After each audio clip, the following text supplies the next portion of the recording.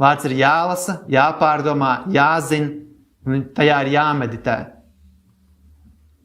Tas nozīmē, ka mums nepietiek ar dienas panta izlasīšanu vai kaut kur pa ausu galam dzirdētu kādu vārdu. Mums ir tajā jāpaliek katru dienu, pastāvīgi, pamatīgi.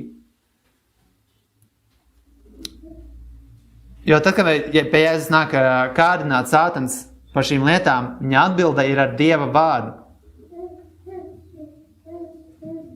Pirmkārt, viņu kārdināja par šo miesas kārību. Pārvērt akmeņus maizē, lai tu varētu pāēst.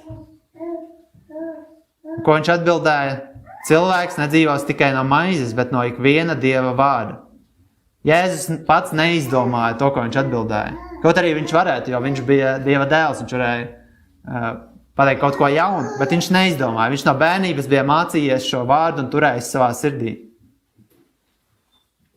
Jo tas, ko viņš lasa, jo citē, ir no 5. Mūzes 8. nodaļas. Un līdzīgi kā izrēlieši bija 40 gadus tuksnesī un tika pārbaudīti, un viņi izsalka, tāpatās arī Jēzus bija 40 dienas tuksnesī, un viņš arī tika pārbaudīts, un viņš arī izsalka.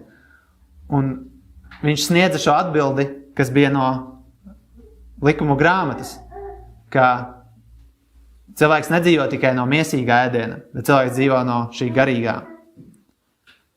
Un ēst nav grēks, to mēs saprotam, bet grēks ir kalpot ēdienam, grēks ir dzīvot ēdiena dēļ, nesātība, rījība, ko es arī pieminēju.